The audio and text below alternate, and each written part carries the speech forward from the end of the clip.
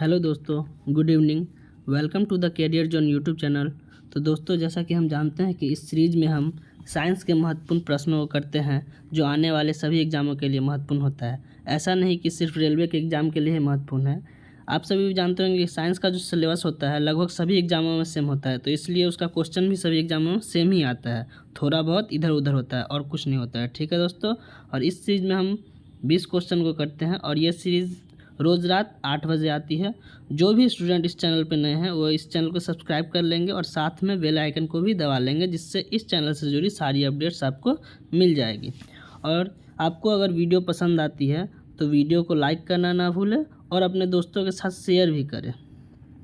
ठीक है दोस्तों, और आप हमसे व्हाट्सएप से भी जुड़ सकते हैं जहां आपको पीडीएफ प्रोवाइड की जाएगी। वैसे तो टेलीग्राम पे भी पीडीएफ प्रोवाइड की जाती है, व्हाट्सएप पे भी कर देते हैं हम लोग। आप इस नंबर पे मैसेज कीजिएगा, हम आपको ऐड कर देंगे। और आप हमसे इंस्टाग्राम पेज से भी जुड़ सकते हैं। इंस्टाग्राम पेज का नाम है करंट अफेयर्स जोन, और जहाँ 2,25,000 स्टूडेंट जुड़े हुए हैं, आप देख सकते हैं। और आप टेलीग्राम पर भी जुड़ सकते हैं इस लिंक की सहायता से। ठीक है दोस्तों, तो चलिए दोस्तों, आज का पहला प्रश्न देखते हैं कि क्या है।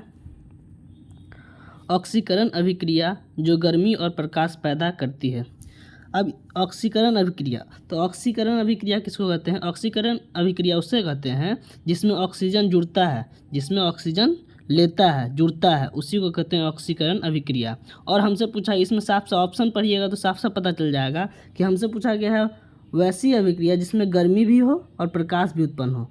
तो देखिए, उष्मा शोषी, इसमें उष्मा लेती है। ठीक है, उष्मा शोषी इसमें उष्मा लेती है। जैसे खाना का जो, जब आप लोग खाते हैं, हम लोग खाते हैं, तो खाना जो पचता है उसमें वो अभिक्रिया जो होती है उष्मा शोषी अभिक्रिया होती है। तो क्या क्या उसमें गर्मी निकलती है बाहर? नहीं निकलती, उस तो उष्मा ले रही है। हमसे बोला गया गर्मी हो और प्रकाश भी हो। तो देखिए, चलिए दूसरा ऑप्शन को लास्ट में पढ़ते हैं। उष्मा छेपी, जब सांस छोड़ते हैं तो वो एग्जाम्पल होता है उष्मा छेपी का। तो उसमें क्या, जब सांस को बाहर छोड़ते हैं तो क्या उसमें, ठीक है, गर्मी तो निकलती है, मानते हैं गर्मी क्या प्रकाश निकलती है? प्रकाश तो नहीं निकलती है। उदासीन का तो यहाँ बात ही नहीं है। तो देखिए, ये दहन, ये जो देखिए आग यहाँ जला हुआ है, तो इसमें देखिए यहाँ गर्मी भी उत्पन्न होगी और प्रकाश भी। अगर आग लगता है कहीं पे तो वहाँ पे तो प्रकाश भी आती है। ऐसा तो नहीं कि सिर्फ गर्मी ही लग रही है, प्रकाश भी आता है। ठीक है, तो दहन अभिक्रिया हो जाएगी। ठीक है, चलिए नेक्स्ट क्वेश्चन देखते हैं।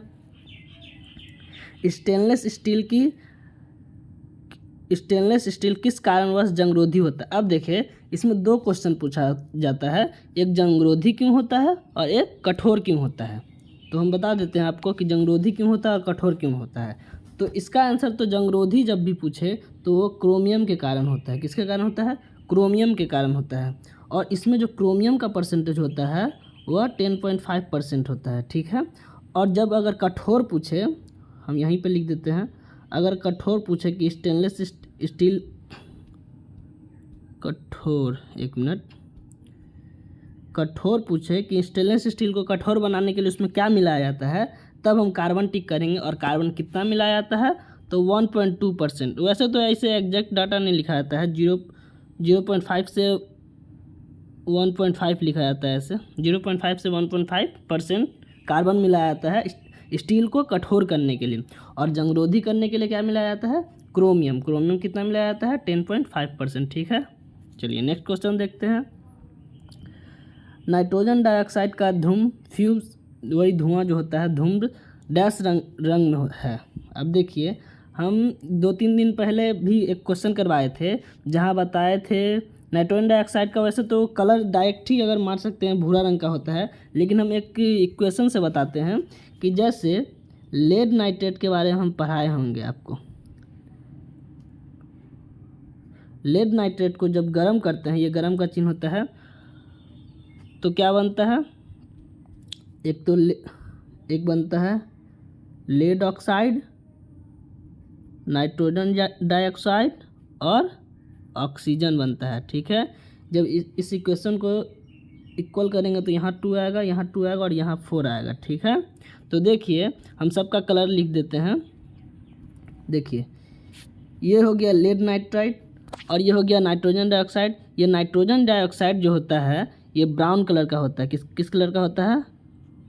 ब्राउन कलर का। ठीक है, ये ऑक्सीजन गैस हो गया, ये सॉलिड होता है, सॉलिड ये भी निकलता है सॉलिड फॉर्म में, और ये नाइट्रोजन डाइऑक्साइड और ऑक्सीजन दोनों गैस फॉर्म में निकलता है, ठीक है। और ये हीट का सिंबल है। तो जब लेड नाइट्रेट को, एक बार फिर से देख लीजिए आप लोग, जब लेड नाइट्रेट को गर्म करते हैं तो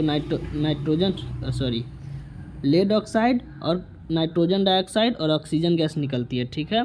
और नाइट्रोजन डाइऑक्साइड का कलर पूछा जाता है तो ब्राउन कलर का होता है, ठीक है। हल्का ब्राउन लिखते हैं वैसे, ब्राउन कलर का, ठीक है। चलिए नेक्स्ट क्वेश्चन देखते हैं। ये इक्वेशन हमेशा बराबर पूछा जाता है एग्जाम में, ठीक है। चलिए नेक्स्ट क्वेश्चन देखते हैं।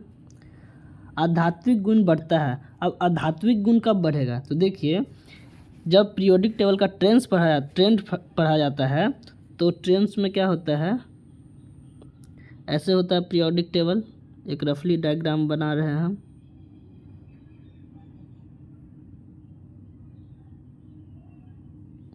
ऐसे होता है। तो देखिए, ये एस ब्लॉक होता है, ये पी ब्लॉक होता है और ये डी ब्लॉक होता है, ठीक है। और नीचे होता है एफ ब्लॉक, ये जो होता है ये एफ ब्लॉक होता है, ठीक है।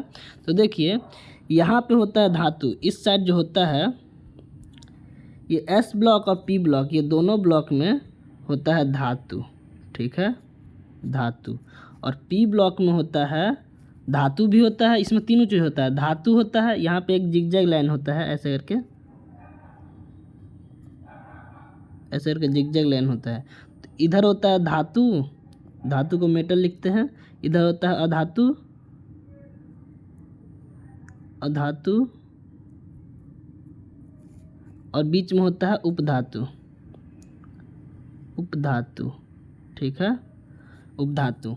तो देखिए, हमसे बोला गया अधात्विक गुण कब बढ़ेगा? इधर धातु है, इधर तो सारा चीज़ धातु है, और इधर है अधातु। अधातु किधर है? इस साइड अधातु है। तो अगर हम ये लेफ़्ट से राइट जाएंगे, लेफ़्ट से राइट जाते हैं, इस साइड जाते हैं, तो मेरा अधात्विक गुण बढ़ेगा। अधात्विक गुण बढ़ेगा क्योंकि इधर धातु होता है, इस साइड धातु होता है, और इधर अधातु होता है। तो अगर हम लेफ़्ट से राइट जाएंगे तो हमारा अधात्विक गुण बढ़ेगा। अब देखिए, अधात्विक गुण बढ़ेगा तो हमको पीरियोडिक टेबल में कुछ तत्व का नंबर भी याद होना चाहिए और उसका स्थिति भी याद होना चाहिए कि कहाँ पे होता है। तो मैग्नीशियम, बेरियम, तो देखिए इसमें सोडियम क्लोरीन को तो आप लोग अच्छे से पहचानते होंगे कि सोडियम जो होता है वो पहला ग्रुप में होता है, और क्लोरीन जो होता है वह 17वां ग्रुप में होता है। किस में होता है? 17वां ग्रुप में, और एक ही पीरियड में होता है, ठीक है। तो हम लेफ़्ट से राइट जब जाते हैं तो आध्यात्मिक गुण बढ़ता है, तो हमारा आंसर यही हो जाएगा, ठीक है। चलिए नेक्स्ट क्वेश्चन देखते हैं। हमको इसके लिए ये तत्व का जो होता है परमाणु संख्या याद होना चाहिए और उसका स्थिति भी याद होना चाहिए कि कैसे कैसे कहाँ कहाँ होता है, तभी ये क्वेश्चन कर पाएंगे। हम एक ट्रेंड का सीरीज़ लेके आएंगे जिसमें सारा ट्रेंड्स आपको समझा देंगे कि कैसे होता है, ठीक है। 1-2 दिन में मैं ट्रेंड का भी वीडियो लेके आऊँगा जिसमें सारा ट्रेंड्स आपको क्लियर कर दूंगा कि लेफ़्ट से राइट जाएंगे तो बढ़ेगा कि घटेगा, ऊपर से नीचे आएंगे तो बढ़ेगा कि घटेगा, धात्विक गुण पर क्या प्रभाव होगा, विद्युत ऋणात्मकता क्या होगा, ये सब सारा चीज़ हम क्लियर कर देंगे, ठीक है। एक नेक्स्ट वीडियो लाएंगे 1-2 दिन में, तो उसमें सारा चीज़ क्लियर कर देंगे। चलिए तब तक के लिए नेक्स्ट क्वेश्चन, तब तक इसका आंसर जो हो जाएगा सोडियम से क्लोरीन की तरफ जाएंगे तो आध्यात्मिक गुण बढ़ जाएगा। वैसे भी देखिए ना, ये सोडियम जो होता है धातु होता है, और क्लोरीन जो होता है वह अधातु होता है, ठीक है। चलिए नेक्स्ट क्वेश्चन देखते हैं। यदि एक तार के माध्यम से प्रवाहित होने वाला विद्युत धारा I है, ये I है, ठीक है, विद्युत धारा I है, और इलेक्ट्रॉन का आवेश E है, तो t सेकंड में प्रवाहित होने वाले इलेक्ट्रॉन की संख्या को किस माध्यम से निर्धारित किया जाता है? अब एक फार्मूला होता है I बराबर NE/T। तो I जो होता है वो होता है हमारा क्या? विद्युत धारा, यहाँ पे लिख दे रहे I विद्युत, शॉर्ट लिख रहे धारा, E जो होता है आवेश, और जो T जो होता है वो होता है समय, ठीक है। और यहाँ N जो होता है, कहाँ लिख दे, यहाँ लिख दे रहे, चलिए N इलेक्ट्रॉन की संख्या, ठीक है, इलेक्ट्रॉन की संख्या। इतना चीज़ समझ गए? अब हम इसको मिटा रहे हैं, ठीक है।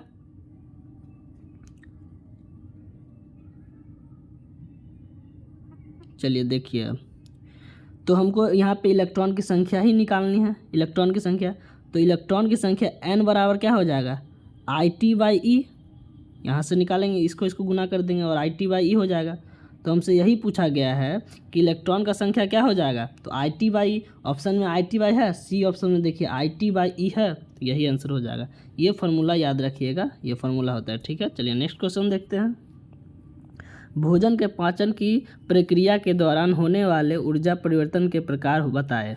अब देखिए, जब भोजन पचता है तो जो ऊर्जा जो होता है किस रूप से किस रूप में परिवर्तित हो जाता है। तो देखिए, इसमें से आप दो ऑप्शन को तो पहले ही छांट सकते हैं। प्रकाश ऊर्जा, खाने के दौरान और पचने के दौरान कोई प्रकाश उत्पन्न होती है क्या, जो इसमें प्रकाश ऊर्जा को हम लेके चलेंगे, ये तो नहीं होगी। अब देखिए, रासायनिक ऊर्जा जो होती है उष्मा ऊर्जा में बदल जाती है और यांत्रिक ऊर्जा होती है उष्मा ऊर्जा में।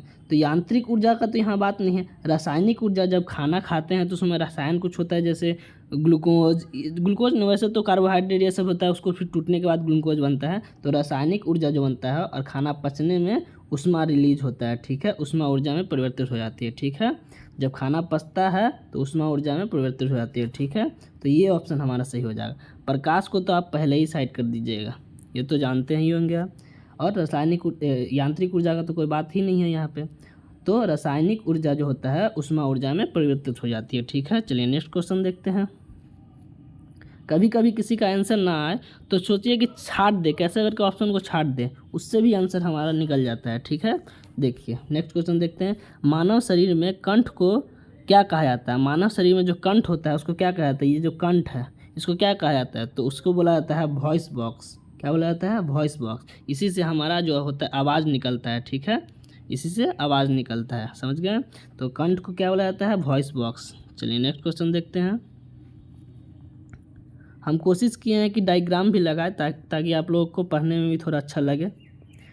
मनुष्य में पाया जाने वाला श्वसन पिगमेंट क्या है। अब श्वसन पिगमेंट क्या है, मतलब श्वसन जिसके कारण होता है, तो श्वसन किसके कारण होता है, हीमोग्लोबिन के कारण। जब वातावरण से जब हम ये सांस लेते हैं तो सांस में तो ऑक्सीजन, नाइट्रोजन, कार्बन डाइऑक्साइड सब जाती है, लेकिन हीमोग्लोबिन सिर्फ ऑक्सीजन को ही अट्रैक्ट करता है, ठीक है।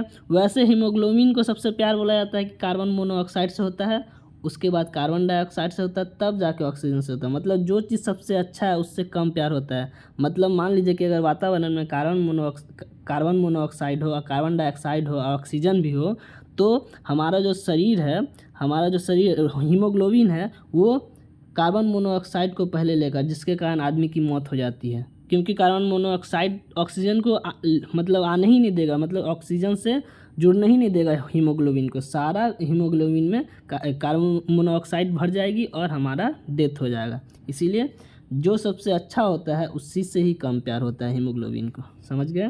तो हीमोग्लोबिन श्वसन पिगमेंट है, समझ गए। चलिए नेक्स्ट क्वेश्चन देते। वैसे प्यार व्यार कुछ नहीं होता है, वैसे समझाने के लिए वो है, मतलब कार्बन मोनोऑक्साइड के साथ ज़्यादा अभिक्रिया करती है, वो ज़्यादा अटैच में रहती है। कंप्यूटर सिस्टम जिससे किसी भी भंडारण यंत्र की आवश्यकता नहीं होती है, तो वैसे जो कंप्यूटर सिस्टम जिसे भंडारण यंत्र की आवश्यकता नहीं होती है उसको क्या कहते हैं, एनालॉग कंप्यूटर जो होता है उसमें भंडारण यंत्र की आवश्यकता नहीं होती है, ठीक है। चलिए नेक्स्ट क्वेश्चन देखते हैं। Al2SO4 में ऑक्सीजन की प्रतिशत क्या है। अब देखिए इसमें निकालना पड़ेगा, तो इसके लिए निकालने के लिए पहले आपको एटॉमिक मास तो अगर याद ना, इस क्वेश्चन के लिए, वैसे हम इस क्वेश्चन के लिए बोल रहे हैं कि इसमें एटॉमिक मास की ज़रूरत नहीं, इसमें एटॉमिक भार के मतलब द्रव्यमान की एटॉमिक मास की ज़रूरत है, ठीक है। तो देखिए एल्युमिनियम का हम वैसे सब लिख दे रहे। एल्युमिनियम का जो होता है 13 और 27, मतलब एटॉमिक मास जो होती है 27 होती है, ठीक है। चलिए एटॉमिक नंबर 13। उसके बाद सल्फ़र की जो होती है वो होती है 16 और 32, ठीक है। ऑक्सीजन की जो होती है वो होती है 8 और 16, ठीक है। ये पता चल गया। अब देखिए यहाँ पे एल्युमिनियम कितना है, एल्युमिनियम 2 है, तो एल्युमिनियम का यहाँ पे सिर्फ मास से मतलब है, तो एल्युमिनियम 2 27 × 2 प्लस सल्फ़र कितना है, देखिए ये हॉल क्यू है तो इसको सल्फ़र में भी लेंगे और ऑक्सीजन में, मतलब सल्फ़र 3 है और सल्फ़र का क्या होता है 32 गुना 3 प्लस ऑक्सीजन कितना है, ऑक्सीजन का होता है 16 और ऑक्सीजन टोटल कितना है 12। क्यों 12 है कि देखिए ऑक्सीजन का तो अंदर में भी 4 है, एक बाहर में भी 4 है, तो वो गुना हो जाएगा। अब ये सब को जब जोड़ेंगे तो 54 हो जाएगा, 32 तिया 96 प्लस 16 16 12 कितना होता है 160 और 32 192। ठीक है, जब ये सब तीनों को ऐड करेंगे तो टोटल कितना आ जाएगा 342। ठीक है, इतना आ गया टोटल द्रव्यमान। ठीक है, अब हमसे पूछा गया है कि ऑक्सीजन का प्रतिशत, तो ऑक्सीजन इसमें टोटल सिर्फ ऑक्सीजन देखिए तो कितना है ऑक्सीजन, सॉरी ये नहीं ऑक्सीजन, ऑक्सीजन ये है 192। तो ऑक्सीजन का प्रतिशत जब निकालेंगे तो प्रतिशत कैसे निकालते हैं, जिसका बोला जाता है वो ऊपर, नीचे में टोटल और उसको 100 से गुना कर देते हैं। जब इसको हम सॉल्व करेंगे तो हमारा आ जाएगा 56.14। क्या आ जाएगा 56.14, 56.14% आ जाएगा। ठीक है, जो कि सी ऑप्शन में है। ठीक है, इसको सॉल्व कीजिएगा तो यही आ जाएगा। ठीक है, चलिए नेक्स्ट क्वेश्चन देखते हैं। उद्योग में शक्ति की इकाई है। अब उद्योग में शक्ति की इकाई क्या है, उद्योग में तो बड़ा बड़ा ये मशीन को यूज किया जाता है, तो उसमें छोटा छोटा ये यूनिट से तो काम नहीं चलेगा, तो उसके लिए बड़ा यूनिट चाहिए हॉर्स पावर, जिसको अश्व शक्ति कहते हैं।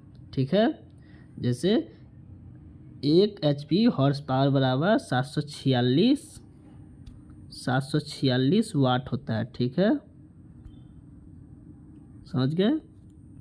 चलिए नेक्स्ट क्वेश्चन देखते हैं। LPG में गंध के लिए मिलाया जाता है। अब मान लीजिए घर में जो LPG है और उसमें जो लीक हो जाएगा तो उसका तो पता चलना चाहिए। मान लीजिए उसमें कुछ ऐसा नहीं मिलाया जो गंध नहीं करता हो और लीक हो गया तो आग भी लग सकता है। कभी हम गए अचानक मतलब माचिस जलाए और आग लग गया, तो इसी के लिए क्या मिलाया जाता है जिससे कि वो लीक हो तो हम लोगों को पता चल जाए कि हाँ LPG लीक हो रहा है, गैस लीक हो रहा है, तो उसमें इथाइल मरकेप्टन मिला दिया जाता है, जिससे वो लीक होता है तो हम लोगों को पता चल जाता है कि हाँ गैस लीक हो रहा है। चलिए नेक्स्ट क्वेश्चन देखते हैं। निम्न में से कौन ऊर्ध्वपारित पदार्थ है। ऊर्ध्वपारित पदार्थ किसको बोलते हैं, जो ठोस से सीधा गैस में बदल जाए, मतलब ठोस से सीधा गैस बदल जाए उसको बोलते हैं ऊर्ध्वपारित पदार्थ। ठीक है, तो देखिए जो इसमें इसका एग्जाम्पल होता है कपूर, नेफ्थलीन, ये सब जो होता है ऊर्ध्वपारित, मतलब ऊर्ध्वपारित पदार्थ है जिसका ठोस से सीधा गैस बन जाता है। तो ठोस से सीधा गैस कौन बनाता है, एक ये वेपनिलीन, ये भी जो होता है ये भी ऊर्ध्वपारित पदार्थ है। ठीक है, तो ये 3 एग्जाम्पल याद रखिएगा, हमेशा एग्जाम में पूछा जाता है। कपूर, नेफ्थलीन, वेपनिलीन, ये सब जो होता है ऊर्ध्वपारित पदार्थ है। ऊर्ध्वपारित पदार्थ किसको बोलते हैं, जो ठोस से सीधा गैस में बदल जाता हो। ठीक है, देखिए ये आइस है, सब्लिमेशन, सीधा स्टीम में बदल गया। वैसे तो आइस बदलता नहीं है, यहाँ पे आइस बदले, आइस तो पहले मेल्ट होगा, नहीं वो अच्छा ऐसे दिखा है, यहाँ पे आइस ना लिख के सॉलिड लिखता तो ज़्यादा बेटर होता। यहाँ स्टीम, यहाँ गैस लिखता और यहाँ पे लिक्विड लिखता तब ज़्यादा बेटर होता, ये वाटर आइस ये सब लिख के। तो देखिए सॉलिड से डायरेक्ट अगर गैस बन जाता है तो सब्लिमेशन कहते हैं, जिसको ऊर्ध्वपारित कहते हैं, ऊर्ध्वपातन। ठीक है, और वही अगर उल्टा पूछ लेता है कि गैस से सीधा सॉलिड में बदल जाए तब उसको क्या कहते हैं, तो डिसब्लिमेशन। ठीक है, चलिए नेक्स्ट क्वेश्चन देखते हैं। ध्वनि प्रदूषण डैश से मापी जाती है। अब ध्वनि प्रदूषण को किस में मापी जाती है, ध्वनि प्रदूषण को डेसिबल में मापी जाती है। और डेसिबल को डिनोट कैसे करते हैं, पहले छोटा डी तब बड़ा बी, याद रखिएगा। ठीक है, ऐसे मत लिखिएगा, ऐसे या ऐसे, ऐसे नहीं होता है, ये दोनों गलत है, पहले छोटा डी तब बड़ा बी। ठीक है, डेसिबल। ध्वनि प्रदूषण को, ध्वनि की प्रबलता को कैसे मापी जाती है, तो इसे भी डेसिबल से ही मापी जाती है। ठीक है, चलिए नेक्स्ट क्वेश्चन देखते हैं। एक ऊष्मागतिज प्रणाली में वह प्रक्रिया जिसमें आयतन स्थायी रहता है वह डैश प्रक्रिया कहलाती है। तो वह क्या कहलाती है, समतापीय होगा,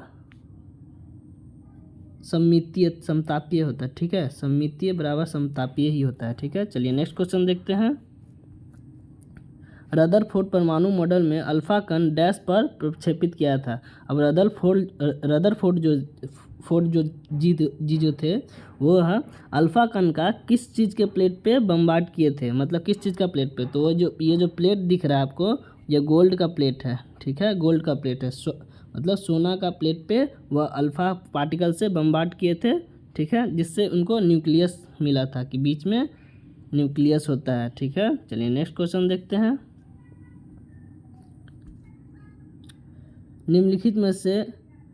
निम्नलिखित तत्वों में से किसमें कुल 3 कोष और बाहरी कक्षा में 8 इलेक्ट्रॉन है। अब मान लीजिए 3 कोष है, तो देखिए पहला कोष होता है K, दूसरा L, तीसरा M, और इसमें इलेक्ट्रॉन कैसे भरा जाता है 2n² का। n का मान होता है K के लिए 1, L के लिए 2 और M के लिए 3। तो देखिए K में कितना आ सकता है, n का मान अगर 1 रखेंगे तो K में 2, L में 8 और M में 18, ठीक है। ऐसे ऐसे रख सकते हैं, पहला में 2, दूसरा में 8, तीसरा में 18। लेकिन हमसे पूछा गया 3 कोष तो हो, लेकिन उसका बाहरी सेल मतलब M सेल में 8 ही इलेक्ट्रॉन हो। कितना हो, 8 ही इलेक्ट्रॉन। मान लीजिए कि पहला सेल में 2 है, दूसरा सेल में 8 है और तीसरा में भी अगर 8 ही है, तो इसका टोटल इलेक्ट्रॉन कितना हो गया 2, 8, 10 और 8, 18। 18 किसका होता है, आर्गन का होता है। 18 किसका होता है, आर्गन का होता है। ये आपको याद होना चाहिए कि आर्गन का होता है। तो देखिए ये आर्गन का न्यूक्लियस है, और देखिए पहला सेल में 1 और 2, दूसरा में देखिए 1, 2, 3, 4, 5, 6, 7, 8, और तीसरा में देखिए 1, 2, 3, 4, 5, 6, 7, 8, ठीक है। तो ये आर्गन का है, ठीक है। तो आर्गन में ही होता है कि पहला टोटल 3 कोष होता है और अंतिम सेल में 8 इलेक्ट्रॉन होता है, ठीक है। और ये सब जो होता है इनर्ट गैस होता है, ये किसी के साथ प्रतिक्रिया नहीं करती है, ठीक है। ये सब इनर्ट गैस होता है। ग्रुप 18 का है ये सब तत्व, ग्रुप 18 का 18वां ग्रुप का ये सब तत्व है, ठीक है। चलिए नेक्स्ट क्वेश्चन देखते हैं।